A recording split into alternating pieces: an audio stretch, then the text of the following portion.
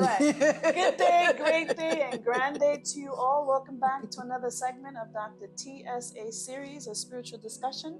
Today I'm joined here with Donna Holmes, an author, a coach, a leader in her field, and we're here to talk about life. Dr. Holmes has written a book called The Journey to Master You. 15 steps. Right? It's 15 steps. And we're having a casual conversation here about how Miss Holmes got to where she got to. And I'm here to really facilitate this conversation. And hopefully you all will join us as well. Thank you again all for watching. Let's get right into it. All right. Thank you for having me. Likewise. Thank you for coming on our little stage here and blessing us and with your presence and really being here. This is exciting. This is exciting. Before we actually came on screen, you were telling me about your journey to how you got here, that voice that you kept feeling inside and you didn't want to ignore it, and that's such a powerful thing. Yes, it is. When you can actually pay attention to that churning or that nudging, and it's annoying, and it know exactly what that is. I know exactly what it is, and it's just like something ain't right. Something. No, you have to do something different. Yes. Right? That's powerful. Powerful. You know what? The thing that I've learned also is that it's not just in me. It's in everyone. It's in every single person. And a lot of the people that I connect with, I always suggest that they just get quiet. I mean, one of the first things that I do when I take on a client for coaching is for them to spend 10 to 15 minutes just watching their thoughts. I want you to pay attention to what you spend your time thinking about. And the minute you can take control over your inner self and your thoughts and knowing what direction you're going in. So that's one of the things that I do on a regular basis. Major pieces. Yes. What goes on between the two That's ears? Right. What are you listening to all day? Exactly. Yes. Because that's the real difference between you and someone else. Correct. It's what's going on between their ears, right? Correct. And you talked about the challenge of staying quiet and listening to the thoughts. One of the things that I often talk about is the fact that most of our thoughts are not even ours. I'm so glad you said that. I have one particular chapter in my book that's probably one of my favorites, and it's a foundational set.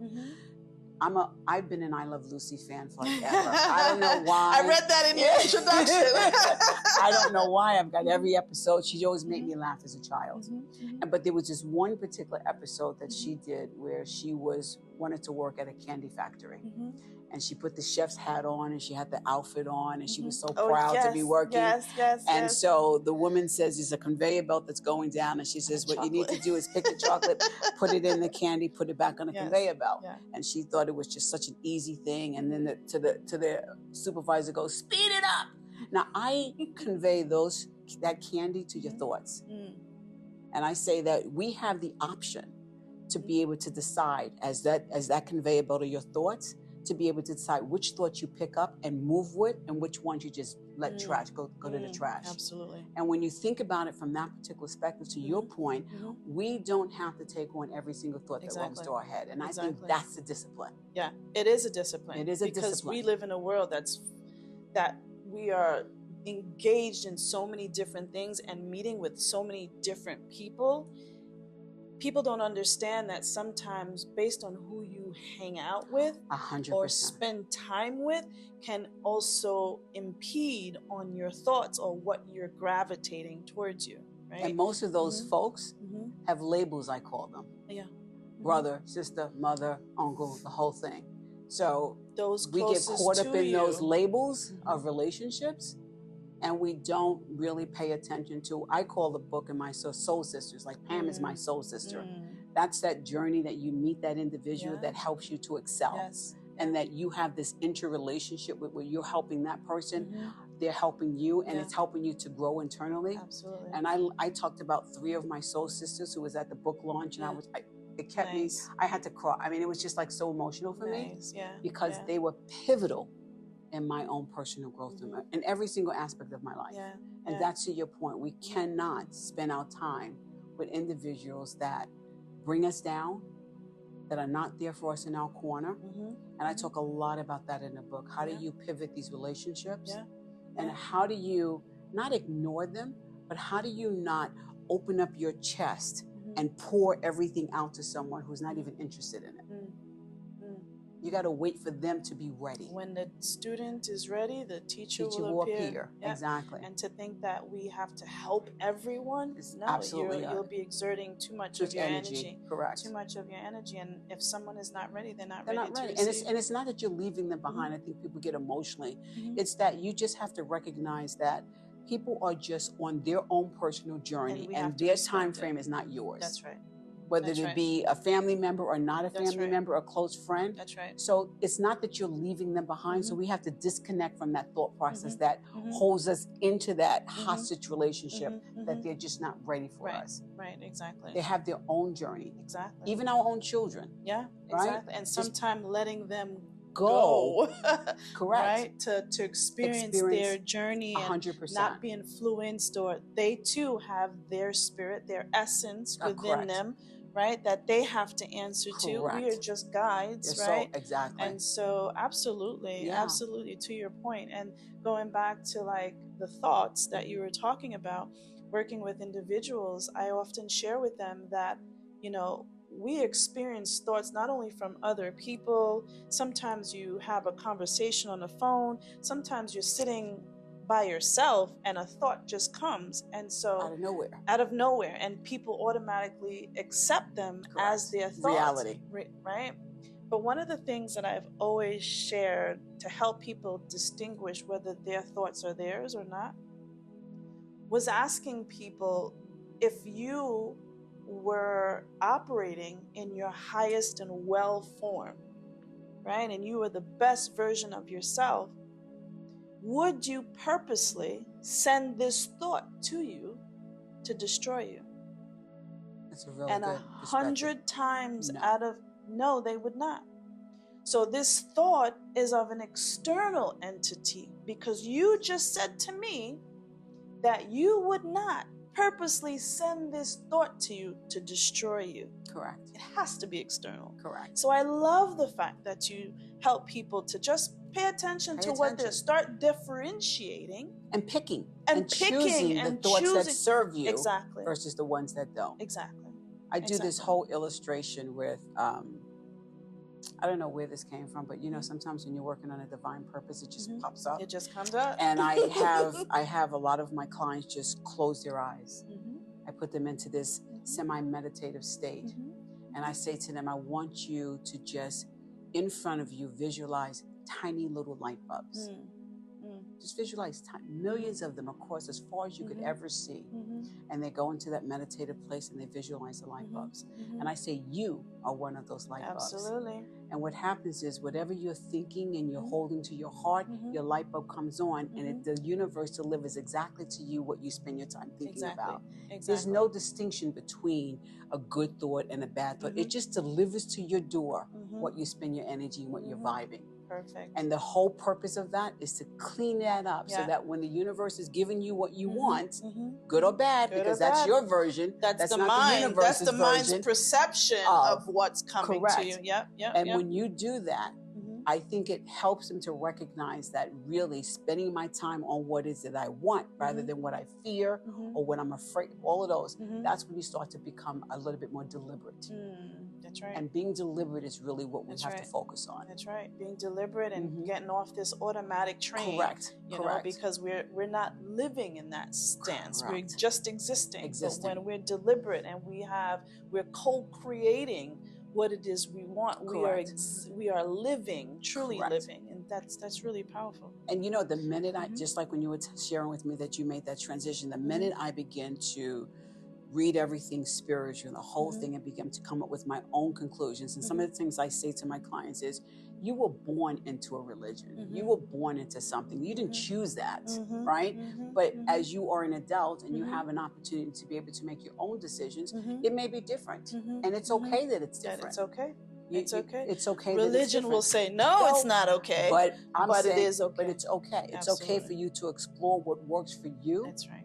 And I think very often we're afraid to step out of that box that we're born into. Yeah, because a lot of people are in that box. Correct. And what would it look like if you step out of that box? Right? Exactly. Because, you're going to be alienated. Labeled, the black sheep, Correct. and all that Correct. stuff. I love your story because similarly, I think I shared with you, I left the church at 15. And I had asked the priest, a question, and he told me, do not question the word of God, my child. Yes.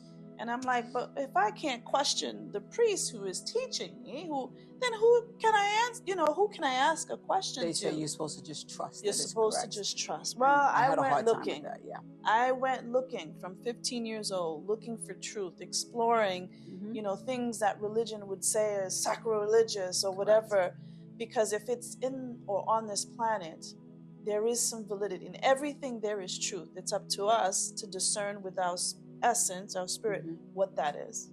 And when you're an adult, you have the opportunity to pick and choose your truth. Absolutely. Because your truth is not necessarily the truth of your parents, no, it's or not. The truth of your siblings, No. or the truth of your circle. No. That's why we have to use our brain. That's why we have to be thinkers. We can't just adopt someone else's thoughts and say that they're mine. Absolutely. Yeah. I'm always encouraging people, what is your thought? Yeah. It's interesting because when you say that, I remember someone that I was working with, and I said to them that if we're spiritual beings, that means the essence of the Creator is within us. Within us. And so I have, and no disrespect to anybody watching or anybody who thinks otherwise, but if an aspect of the Creator is operating within me, just like it was with the Messiah, Allah, Buddha, what have you, then my capabilities is at right? The highest My level. Capabilities are at the highest. Correct, 100%. It doesn't make me different from any of the other prophets who's walked here before. Correct. It's up to me to discover what's within me. It makes you aware. Makes me aware. And then carrying that out.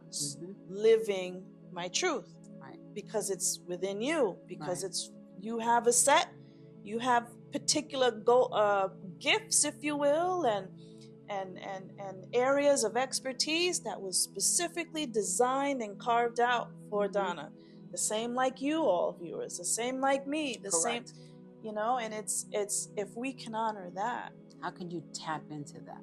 And that's our, I always say that we are born to be joyful. That's our God-given right to be joyful.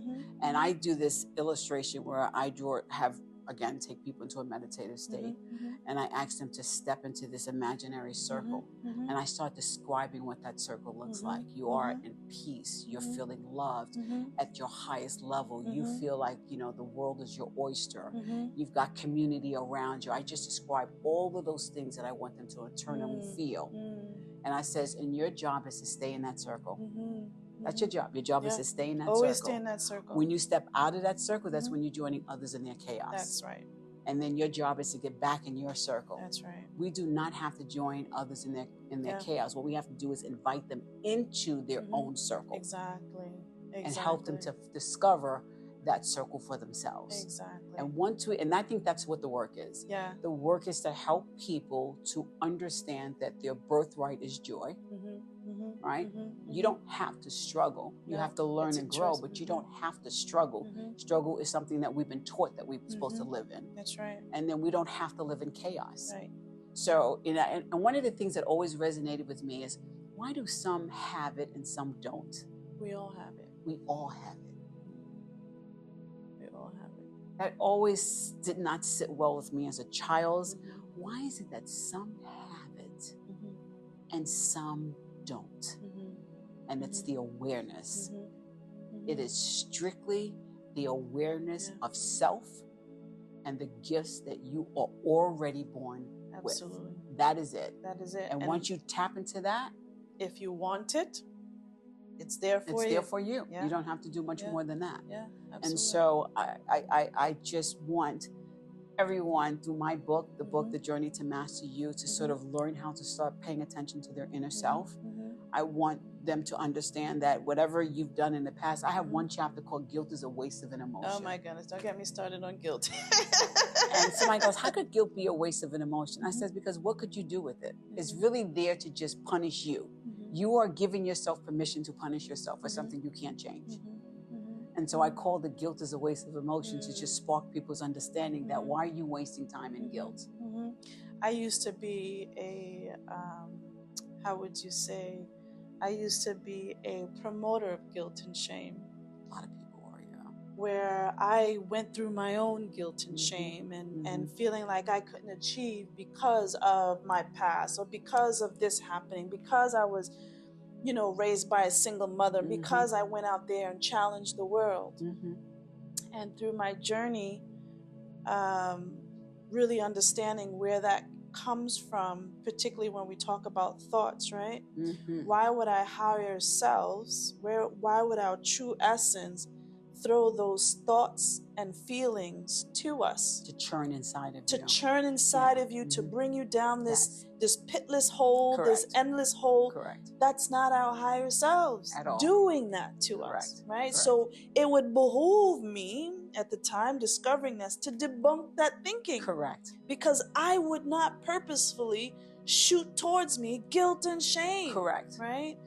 And so you're right. It's a waste of time. Guilt is a waste of an emotion. A waste of time, a waste of energy, because it saps from you. 100%. You're stuck in it. You can't do anything. And some people like to throw it on you. So I grew up, you know, where if you didn't do things that, for example, that your parents told you to do, they would throw the guilt at you, and you would just kind of, it was something that you just kind of was born to. Like you would be circling in this particular guilt if you didn't step in line the right way. Oh, you know, all of that. So once you clean up all of the stuff that is in you, and once you start focusing on your better self, and we all have a better self. Absolutely. We all have a better self. And once you stop wasting time churning in this dysfunction within yourself,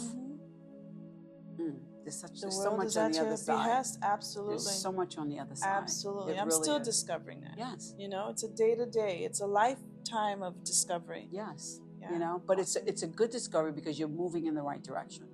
So I'm always saying that we're all at different, you know, I call it grades. Like, you know, some people that are in the first grade with their discovery, some people in collegiate level, you know. And but wherever they are, that's okay. It's okay.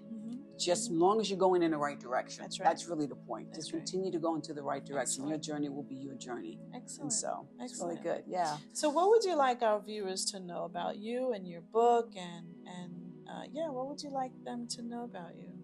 You know, I think what I'd like them to know is I'm just like them. You know, I think the discovery of having that pivotal moment in my life where I paid attention to my inner self was a critical opportunity for me. You don't have to be stuck in a place that feels uncomfortable. And having a community of people that want to help you move in the right direction is really a positive move for yourself. There's a lot of people that are on this journey. It's not just you, it's not just me. There's a ton of people that's on it. And we're here to be community to each other. That's right. And I think that's one of the things that I want them to take away, that you can be in demand of yourself. Yes. You can be in control of yourself. Yes. Yeah. And it doesn't matter what your age is. You can have somebody who's in their 80s and make a conscious decision that, okay, I'm not going to be living what I did for the last 79 and a half years. As long as there's breath in the lungs. Breath, there's opportunity. Yeah. You know, so I think that is my bigger message. And if you don't know how to do it, connect with someone who does. Yep. Absolutely. Don't know how to do it, connect with someone who does. Yeah. Excellent. So I really appreciate the opportunity to be able to share some of this. Yeah. For sure. And meditation is huge. Love it. People complain sometimes, oh, it's too hard. Just start with 1 minute. You know why people find it hard? Because I became a meditating instructor, is that what happens is when you go into a meditative state, people are so worried about stopping the thoughts. That's not your job to stop the thoughts. Let the thoughts go on that conveyor belt. What I don't want, I put some rules in the book when I tell them about it. Don't Don't grab the thoughts. Just Don't watch criticize your thoughts. them. Just watch them go by. Because there's nothing that's going to help you understand more about you than watching that happen. So I think what happens is people are trying to control the thoughts. No, you don't want to control the thoughts. Let them just go by. Just don't grab them. Don't become emotional about them, right? Don't start taking the thought and then writing the next thought that rides. Just let them go by and convey about and get used to just watching them. And then soon they won't come. Soon they won't come. Then if you don't pick those negative thoughts up off the then conveyor belt, it won't come back. That's right. It'll be, oh, she's not paying attention to me. I'm not going to come back. That's right. Then the next thought pops right into your head. And I think that if there's any big takeaway from meditation, don't worry about the thoughts. They cannot stop. They're not supposed to stop. Let them just keep going by, but be very selective about the ones you take. I equate that to being a border patrol of our minds, right? Just not even in meditation, but on a day-to-day, right? You see a thought, ask yourself where the thought comes from. Like, where did that come from? It's not, is it of light? Does it support my better good? Does it advance me? If not, let it go. That's right. Goodbye. Yep. We have to be border controls. Correct. I love that. Of our minds. I love that. Yeah. I might borrow that one from that. That's fine. That's fine. You got to find different ways to communicate with different people. Absolutely. And language is important. Certain things resonate with certain people, but that's a really good one. Absolutely. But I think that's, if we can get people to really start understanding that the thoughts that roam through their heads are not them. That's right. That is going to be a huge, huge, huge advancement to mankind. Yes. It really is. It is. It really is. So. Well, Donna, thank you so much for gracing us with your presence here. Thank you for inviting me. Thank you for the work that you're doing. Thank you for being an example, because you had to do it first for yourself before you can teach others. So thank you for that. Thank you. I enjoyed this space here that we shared. And can you let our viewers know how they can contact you if they wanted to? So you can contact me through my website, empoweredsouls.net, and that gives you access to every single thing. And my book is called The Journey to Master You by Donna M. Holmes. Donna M. Holmes. I don't know why that M is so important to me, but for some reason it's important to me, but Donna M. Holmes. And you can buy the books through Amazon, Barnes & Noble, all of the resources and whatnot. So empoweredsouls.net is the way to stay in touch with me. Well, I really appreciate this opportunity to be able to have a conversation with you that brings me joy. Yeah, this is what I love. I love this stuff. Same here. Yeah. Same here. So thank you again. Guys, thank you all for watching another segment of Dr. TSA series. We were joined here today with Donna M. Holmes. Let's get it right. Be sure to check her book out on Amazon and any of the other streaming networks that her book is available. And stay tuned for our next episode. And last but not least, remember that you are loved. Namaste. Namaste. Thank you. Bye.